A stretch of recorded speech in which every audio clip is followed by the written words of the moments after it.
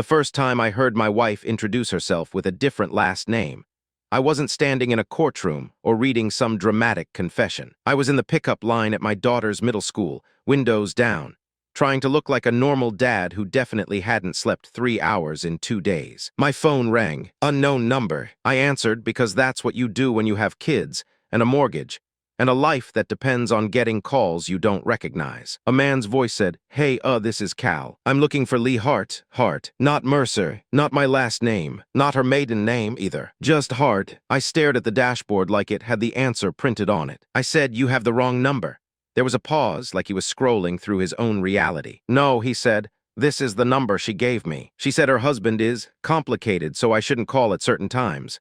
Behind me, someone honked. In front of me, my daughter's teacher waved like she knew me, like I was still a person whose life made sense. I didn't raise my voice. I didn't curse. I didn't even ask the obvious question yet. I just said, "Cal, how do you know my wife?"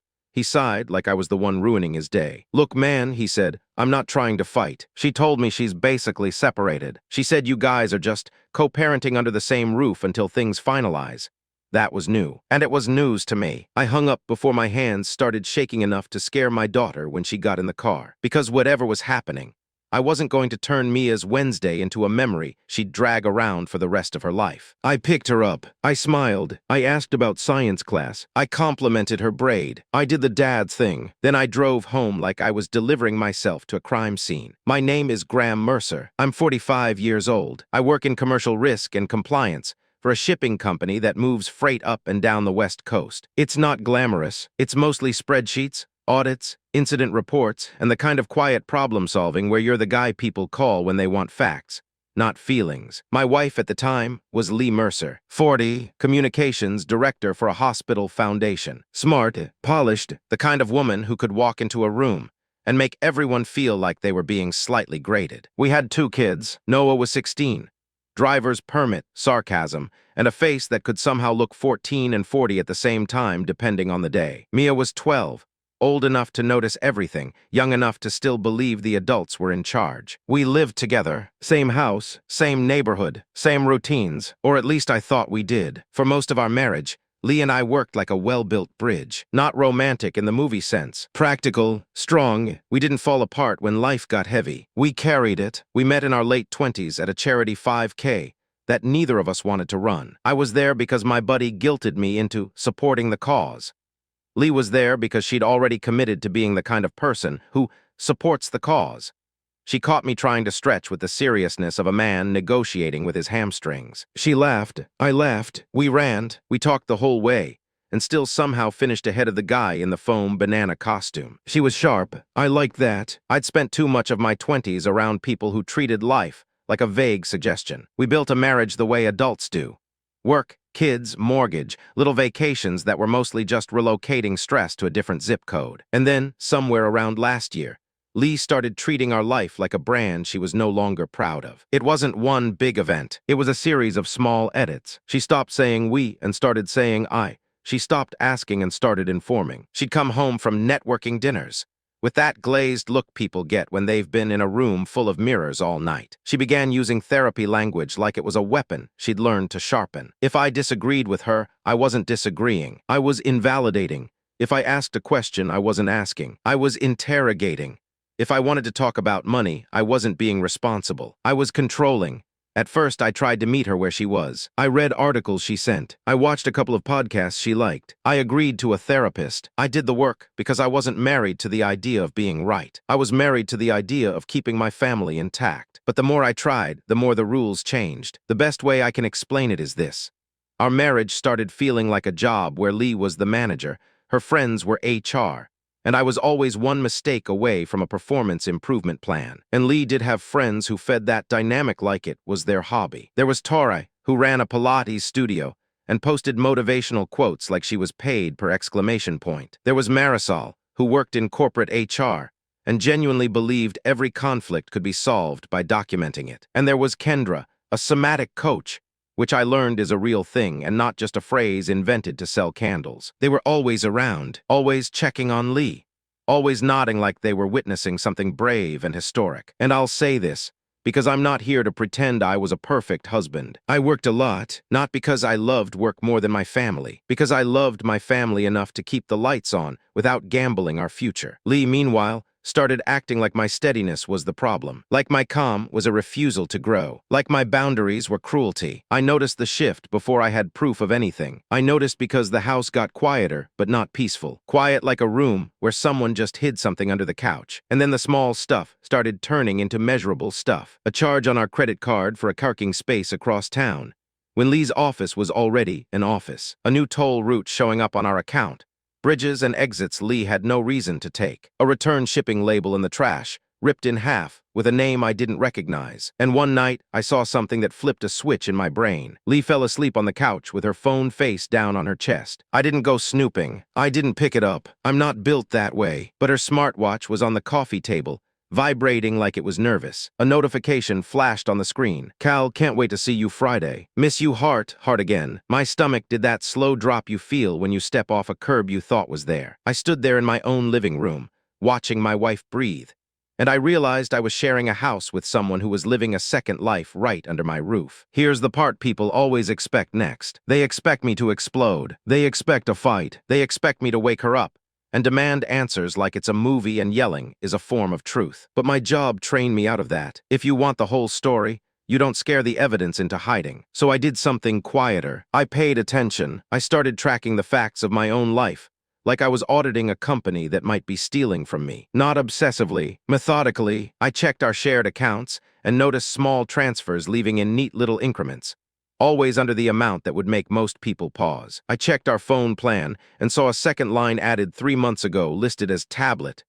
We didn't own a new tablet. I checked our mail, and that's when I saw it. USPS Informed Delivery sent a preview of an envelope coming that day. The return address said, Riverside Flats Property Management. Lee brought the mail in before I got home. The envelope never made it to the counter, but the image was burned into my brain. So the next day, I came home early and waited. Not like a spy, like a man who had finally realized he was the only one in his marriage not allowed to know the rules. Lee arrived, cheerful in a way that felt practiced. She kissed Mia's head, asked Noah about homework like she was auditioning for Normal Mom.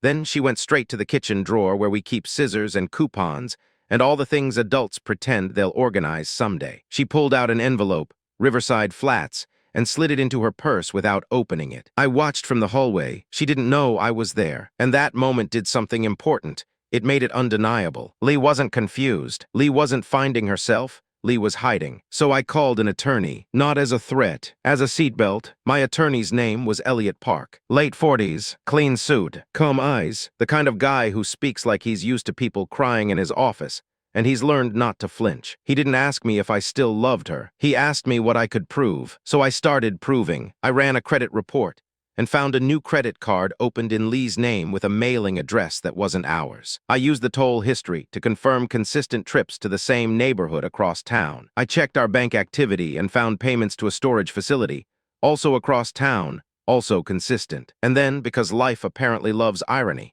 Noah gave me the next piece without even meaning to. He came into my home office one evening, holding his phone like it was heavy. He said, Dad, can I ask you something without you getting weird? Noah and I had always been close. Not best friends, father and son, the kind of closeness that comes from reliability. He knew I wouldn't explode. So I said, try me. He sat down, hesitated, then said, Mom keeps asking me to take pictures of stuff.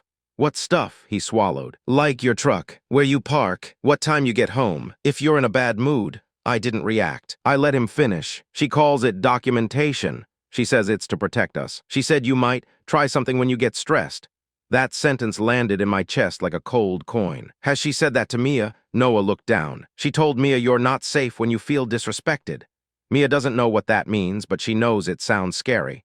I nodded once. Slowly, Noah unlocked his phone and slid it toward me. He'd screenshotted messages. Lee telling him to keep notes. Lee telling him to be discreet. Lee telling him, you're helping me build a safe exit plan. While living in my house, while I was making Mia lunch, and reminding Noah about his driving hours. I stared at the messages and felt something in me shift from hurt to resolve. Because cheating is betrayal, but using your kids as tools, that's a different category. That's not an accident. That's a strategy. I handed the phone back and said, you did the right thing telling me. Noah's jaw tightened. I felt gross doing it, like I was spying. I stopped, but she kept asking. Good, I said. You're not in the middle of this? He let out a breath. Are you and Mom, are you getting divorced? I didn't sugarcoat it. I'm talking to someone, I said. I'm figuring out how to protect you and Mia. That's my job. He nodded once, like he'd been waiting for an adult to finally act like one. Then he said quietly, I heard her on the phone last week. She said the goal is to make you look unstable so she gets the house. There it was. Not confusion, not self-discovery. A plan, so Elliot Park and I got to work. We didn't do anything dramatic. We did legal. He helped me file for divorce and prepare temporary orders. Custody, finances, residency, all the things people don't think about until they're living them. He told me not to confront Lee without a plan. He told me to keep my emotions off the record. And he told me something that stuck with me. Graham, he said, people like your wife don't fear anger. They know how to use it. What they fear is calm documentation. I didn't want a war, but I wasn't going to lose my kids, because Lee decided to turn my life into content for her second identity. And that brings me to the night she tried to corner me. It was a Sunday, rainy gray, classic Pacific Northwest mood lighting. I came home from the grocery store with Mia's preferred cereal. Because yes, she can taste the difference, and yes, it matters in our house. The living room was staged like a workshop. Candles, a whiteboard, a pitcher of lemon water, a stack of printed papers on a clipboard. Lee sat on the couch like she was hosting. Tori was there, perched like she owned the place. Marisol had a laptop open, because of course she did. Kendra was cross-legged on the rug, eyes half closed, like she could sense my energy and was already disappointed in it. Lee smiled at me like she was being generous. Perfect, she said. You're home. We're going to do something really healthy tonight. I set the groceries down slowly. What is this? It's a guided alignment conversation, Lee said. We're creating a shared agreement so we stop cycling. Marisol nodded like she just diagnosed me. Tori smiled like she was about to watch a reality show. Lee slid the clipboard toward me. On top was a document titled, Co-Parenting Household Protocol Draft, as if my marriage had become a policy memo. There were signature lines at the bottom, not just for Lee and me. For witnesses. I looked at the witness lines and then at her friends. You're serious, I said. Lee's expression tightened. Yes, and before you get defensive, this is about safety and respect. Kendra added, and accountability, Tori said. It's kind of empowering, honestly. I flipped through the pages. Rules about my tone. Rules about when I could discuss finances. Rules about how I had to request time alone with my own children. And a section that made my stomach go cold. It described Graham's history of emotional volatility and patterns of coercive behavior. History. Patterns. This wasn't an agreement. It was a narrative. A narrative designed to be signed. A narrative designed to become evidence. Lee watched my face like she was waiting for me to break character. Just read it, she said. If you sign, we can move forward without conflict. And there it was again, her new favorite concept. Moving forward, always forward, never accountable backward. I set the clipboard down gently. I'm not signing this, I said. Lee's smile vanished. Then you're choosing chaos. Marisol leaned forward. Refusal is information. Tori laughed quietly. Wow, and Kendra said, softly like she was narrating a documentary, this is the pattern. I looked at all three of them and felt the strangest thing. Not rage, not panic, just clarity, because I finally understood what they thought I was. A man who cared too much about being seen as good to ever defend himself. A man who'd rather swallow humiliation than risk being called the bad guy. They expected me to fold, because folding kept the room comfortable. I stood up. I need 10 minutes, I said. Lee's eyes narrowed. For what? To get something, I said. I walked to my office, closed the door, and pulled a thin folder from my desk drawer. It wasn't dramatic. No manila envelope. No hidden compartment. Just paperwork prepared by a lawyer who'd seen this movie before. I walked back into the living room and set it on the coffee table. Lee stared at it, then at me. What's that? Divorce petition, I said. Temporary orders request, financial disclosures, and a notice to preserve communications. Tori's mouth opened like she'd forgotten how. Marisol blinked fast, like her brain was buffering. Kendra sat up straighter, suddenly less spiritual. Lee didn't reach for the folder right away. Her voice went thin. You're bluffing, I shook my head. Filed tomorrow morning. These are courtesy copies. Marisol recovered first. HR always recovers first. You can't just do this without talking through it. I did talk, I said. For months, you all just didn't like the answer. Lee grabbed the top page and scanned it, eyes darting. Her face shifted, confident to confused to scared. Not because she loved me, because her script had changed. Graham, she said, you're being impulsive. I gave a small, tired laugh. Lee, you staged a witness signing with a whiteboard and lemon water. If anyone here is impulsive, it's not me, Tori muttered. This is insane. I looked at her. It's insane that you came to watch. That shut her up. Lee tried a different tactic. The one she used when the first didn't work. Soft voice, victim posture. Think about the kids, she said. I replied. That's why I'm doing this now instead of waiting until you finish building your documentation about me. Her eyes flashed. I don't know what you're talking about. I didn't argue. I didn't present evidence like a magician, revealing a trick. I just said, your attorney will talk to my attorney.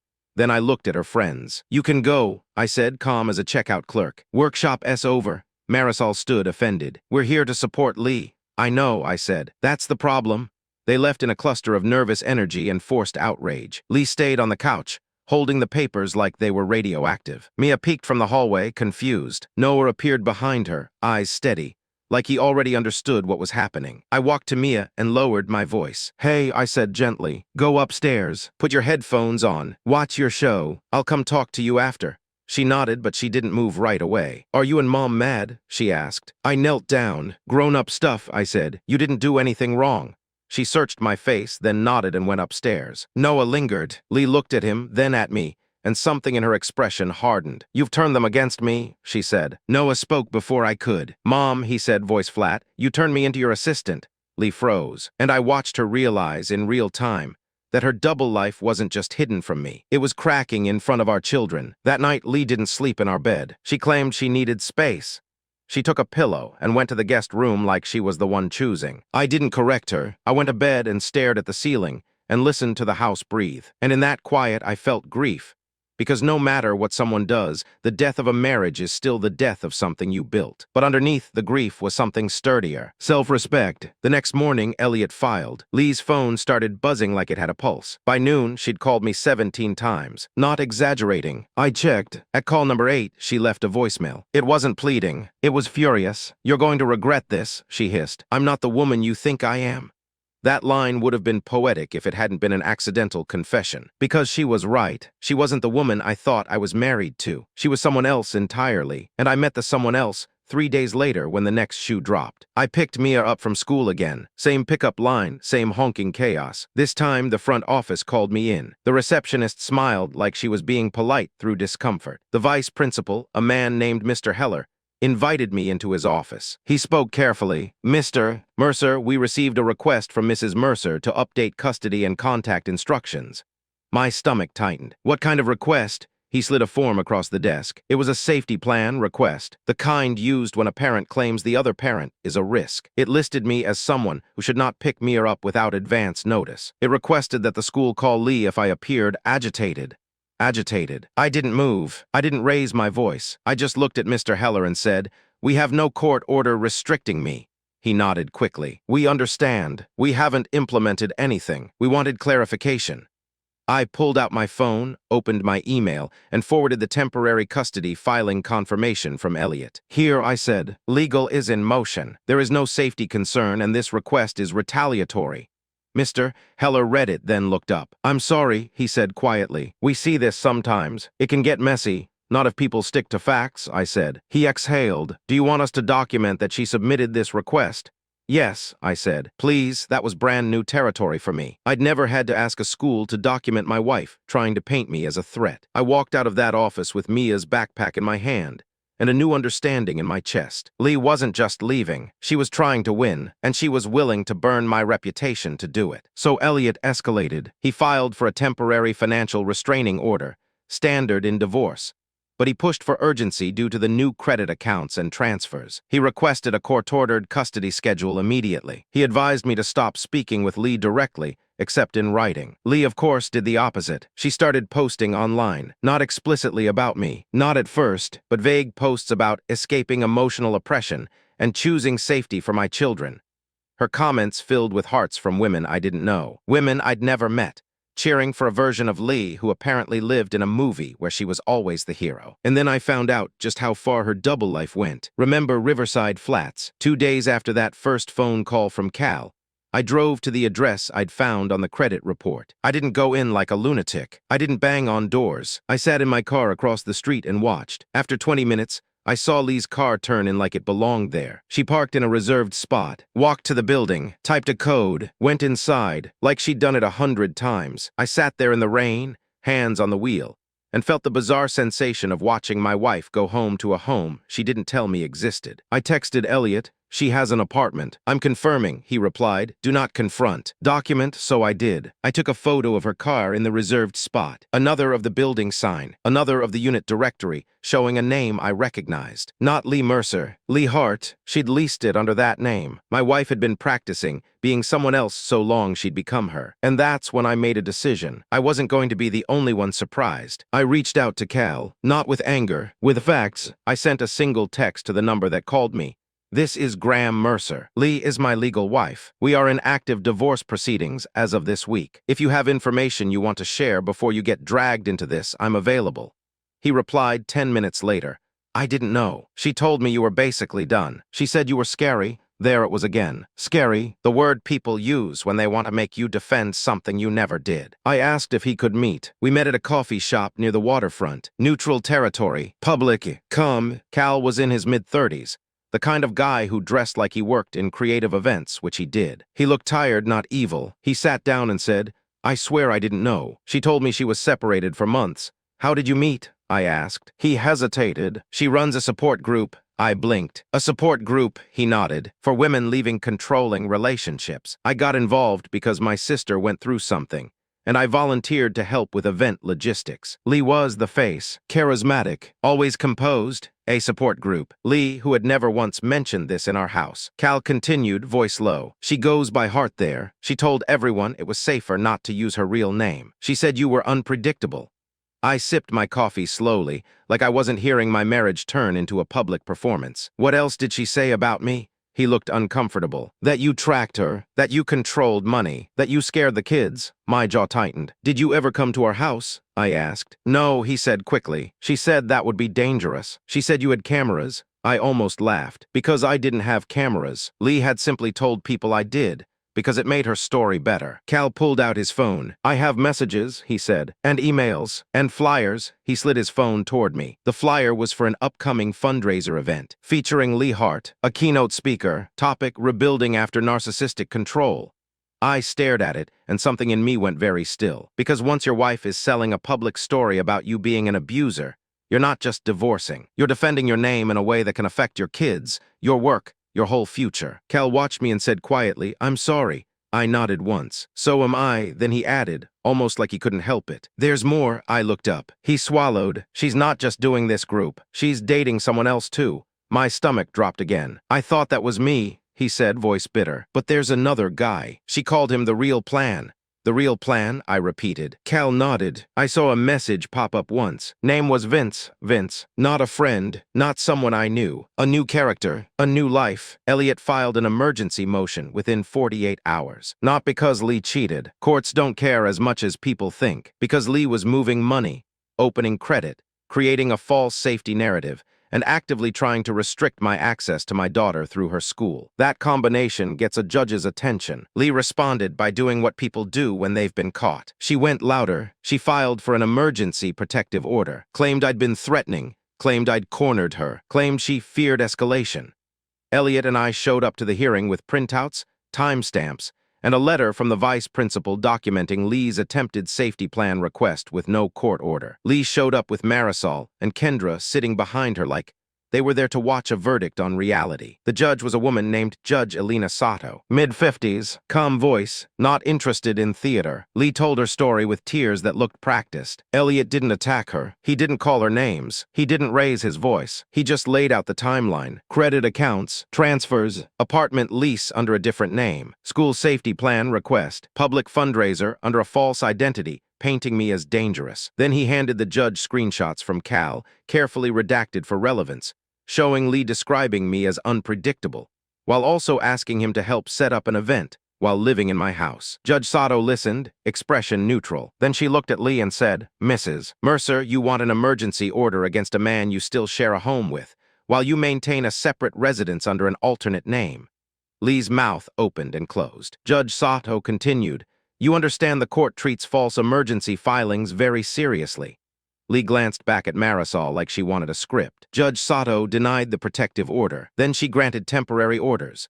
Shared custody schedule, no removal of the children from the county, and a temporary restraint on moving or hiding marital assets. Not a total freeze, but a leash. Lee walked out of that courtroom pale, jaw clenched, eyes sharp with humiliation. And that's when the real war started. That week, Noah told me something that made my blood run cold. He said Lee had asked Mia to keep secrets. Not about me, about Lee. She told Mia not to tell you when she stays at the apartment, Noah said. She told her it's private and that you'd try to stop her.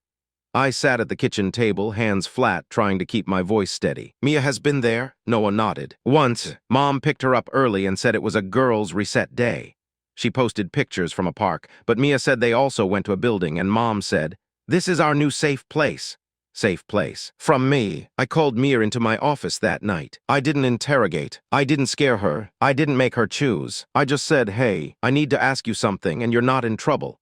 Mia sat on the chair, swinging her feet. Okay, has Mom taken you to another place? Like an apartment? Her face tightened. She hesitated. Then she whispered, "She said not to tell." I nodded slowly. I know, but I need you to hear me clearly. You don't keep secrets from Dad. Surprises are fine. Secrets are... Mia's eyes got glossy. She said you'd get mad and take me away from her. My chest tightened. I leaned forward. Listen to me. I will never take you away from your mom. The court decides schedules, not me. And I'm not mad at you. I'm worried about adults putting you in adult situations.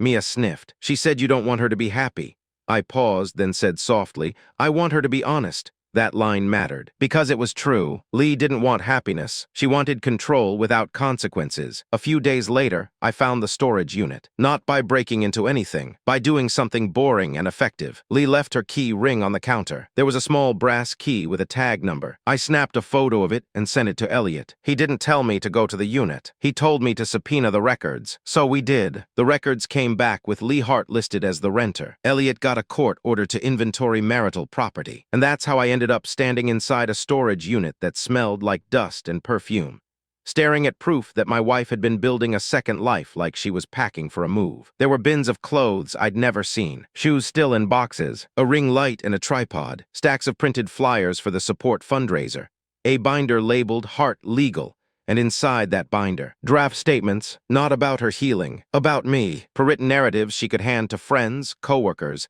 anyone who'd listen. Lines like he monitored my spending. Lines like, he isolated me from community. Lines like, he used the kids as leverage. I stood there holding that binder and felt the kind of anger that doesn't burn hot. It burns cold, because it wasn't messy emotion. It was a plan. I handed everything to Elliot. He filed amendments. He notified the court that Lee was running public events under an alternate identity and financially benefiting from a story that implicated me. Lee responded by accusing me of stalking.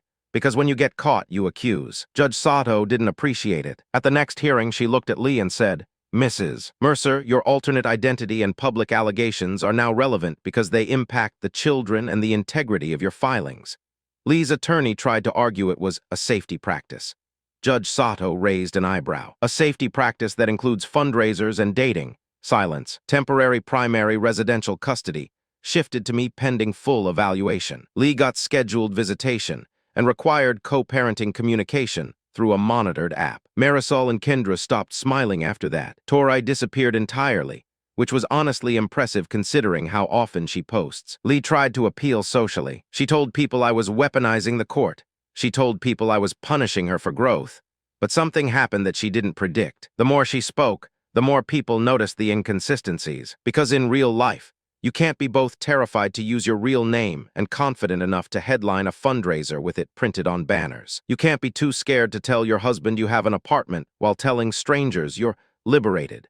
And you definitely can't claim you fear a man while asking your teenage son to document him like he's a suspect. Noah, without being asked, wrote a statement for Elliot. Not hateful, just honest. He wrote that Lee asked him to spy. He wrote that she told him to look for evidence of my instability. He wrote that he felt used. When Elliot showed me Noah's statement, I sat in my office and had to stare out the window for a full minute just to breathe. Because I was proud of him and heartbroken that he had to be brave like that at 16. The final stretch lasted months. Evaluations, financial discovery, depositions. Lee tried one more time to paint me as unsafe. It fell apart under scrutiny. Her own messages contradicted her story. Her alternate name contradicted her claim of transparency. Her storage unit contradicted her claim of being trapped. And Cal, bless him, submitted his own affidavit, not out of loyalty to me, but out of disgust at being lied to. He stated clearly that Lee told him she was separated, that she used the last name Hart, that she ran events centered on portraying me as controlling, and that she also referenced another man, Vince, as part of her future plan.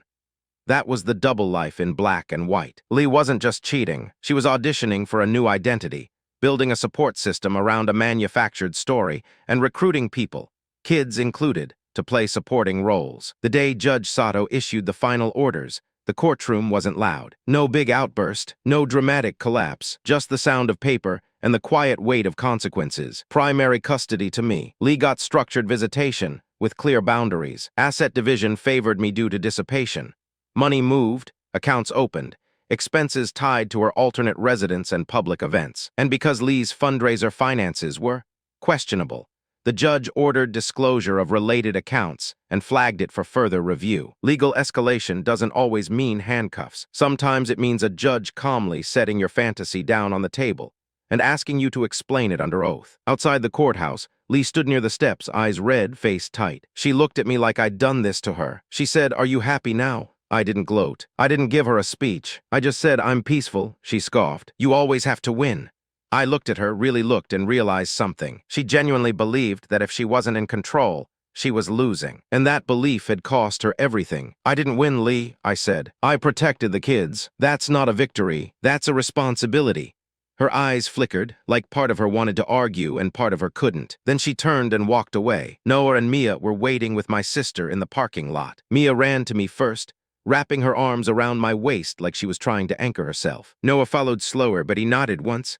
A small adult nod. As we drove home, the car was quiet. Not the tense quiet of secrets. A different quiet, the kind that feels like exhaling after holding your breath too long. That night, Noah asked if we could order pizza and watch something dumb. Mia wanted extra cheese. I said yes to both, because rebuilding isn't always a big revelation. Sometimes it's sitting on your couch with your kids, eating pizza, and realizing the air in your house feels lighter without someone constantly rewriting reality. Lee stayed Lee, in the sense that she didn't suddenly become accountable. She tried to maintain the Hart persona for a while, but without the thrill of secrecy and the leverage of my silence, it didn't sparkle the same. People drifted, fundraisers became awkward, stories got inconsistent, and the thing about a double life is that it requires constant energy to maintain. Eventually, it collapses under its own weight. My life didn't become perfect. I still had to co-parent. I still had to navigate the weirdness of my children, loving someone who had hurt them. I still had nights where grief showed up uninvited. But my self-respect came back like a muscle. You don't realize you've been starving. And here's the lesson I walked away with. The one I wish I'd learned earlier. A relationship can survive hard seasons. It can survive conflict, exhaustion, even resentment, if both people are honest. But it can't survive a person who treats truth like a tool. Because once someone starts building a story where you're the villain, you can spend your life trying to prove you're not. Or you can step out of the script entirely. Lee tried to trap me with agreements and witnesses and narratives. She tried to win by making me look like someone I was. But the moment she asked our children to help her lie, she crossed a line she couldn't uncross. And I didn't respond with rage. I responded with calm, legal reality. I used the system the way it was designed. To protect kids, to preserve assets, to hold facts over feelings when feelings become weapons. The funniest part, if you can call it funny, is that Lee kept telling people I was controlling. But the only thing I controlled was my own dignity. I didn't chase her. I didn't beg. I didn't bargain for the version of her that used to exist. I accepted what was in front of me and made decisions like a father, not a desperate husband. And if you're listening to this because you recognize pieces of your own life in it, if you're living with someone who's rewriting reality and calling it growth, hear me when I say this. Self-respect is not stubbornness. Boundaries are not cruelty. And staying calm doesn't mean you're weak. Sometimes calm is the sharpest thing you can be. Because calm is what lets you see the truth clearly. And once you see it, you don't have to keep participating in a life that only makes sense for the person who's lying.